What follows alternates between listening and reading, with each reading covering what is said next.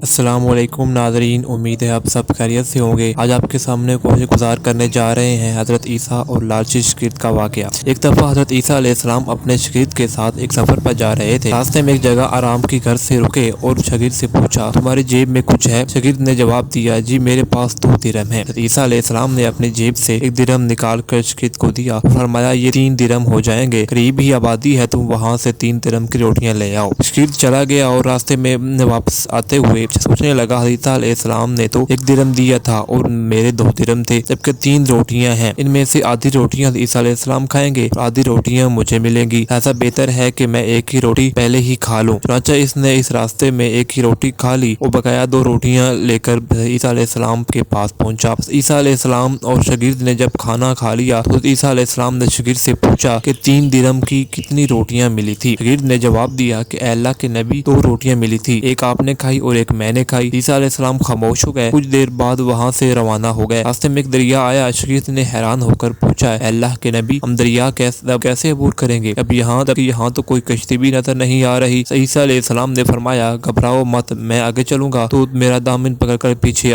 چلے آنا، خدا نے چاہا تو ہم دریا عبور کر جائیں گے۔ عیسیٰ علیہ السلام نے دریا میں قدم رکھا اور شاگرد نے بھی ان کا دامن تھام لیا۔ اللہ کے حکم سے آپ نے دریا اس طرح عبور کر لیا کہ آپ کے پاؤں بھی گیلے نہ ہوئے۔ شاگرد نے دیکھ کر کہا، میری ہزاروں جانیں آپ قربان ہوں، آپ جیسا صاحب اعجاز نبی پہلے کبھی مبعوث نہیں ہوا۔ عیسیٰ علیہ السلام نے فرمایا، یہ معجزہ دیکھ کر تمہارے ایمان میں کچھ اضافہ ہوا؟ شاگرد نے جواب دیا، جی ہاں، میرے دل نور سے بھر گیا۔ حضرت عیسیٰ علیہ السلام نے فرمایا، اگر تمہارا دل نورانی ہو چکا ہے تو بتاؤ روٹیاں کتنی تھی؟ شاگرد نے جواب دیا، اللہ کے نبی، روٹیاں صرف 2 ہی تھی۔ پھر جب عیسیٰ علیہ السلام وہاں سے آگے چلے، راستے میں ہرنوں کا ایک گھول نظر آیا۔ عیسیٰ علیہ السلام نے ایک ہرن کو اشارہ کیا تو وہ آپ کے پاس چلا آیا، آپ نے اسے ذبح کر کے اس کا گوشت کھا لیا اور شاگرد کو بھی کھلایا۔ جب دونوں شاگرد کھا چکے تو عیسیٰ علیہ السلام نے اس کی کھال پر ٹھوکر مار کر کہا کہ اللہ کے حکم سے زندہ ہو جا۔ ہرن زندہ ہو گیا اور واپس ہرنوں سے جا ملا۔ شاگرد یہ معجزہ دیکھ کر حیران ہو گیا اور کہنے لگا، اللہ کا شکر ہے جس نے مجھے آپ جیسا نبی اور استاد عطا فرمایا۔ عیسیٰ علیہ السلام نے فرمایا، یہ معجزہ دیکھ کر تمہارے ایمان میں کچھ اضافہ ہوا؟ شاگرد نے کہا، اے اللہ کے نبی، میرا ایمان پہلے سے 10 گنا ہو چکا ہے۔ عیسیٰ علیہ السلام نے فرمایا، پھر بتاؤ روٹیاں کتنی تھی؟ شاگرد نے وہی جواب دیا کہ اللہ کے نبی، روٹیاں 2 ہی تھی۔ عیسیٰ علیہ السلام پھر آگے کی جانب چل پڑے، ایک جگہ پر قیام کیا تو دیکھتے ہیں کہ ایک پہاڑ کے دامن میں سونے کی 3 اینٹیں پڑی ہیں۔ عیسیٰ علیہ السلام نے فرمایا، ایک اینٹ میری ہے، ایک اینٹ تمہاری ہے اور ایک اینٹ تیسرے اس آدمی کی ہے جس نے تیسری روٹی کھائی تھی۔ اس کا شاگرد شرمندگی سے بولا، تیسری روٹی میں نے ہی کھائی تھی۔ عیسیٰ علیہ السلام نے اس لالچی شاگرد کو چھوڑ دیا اور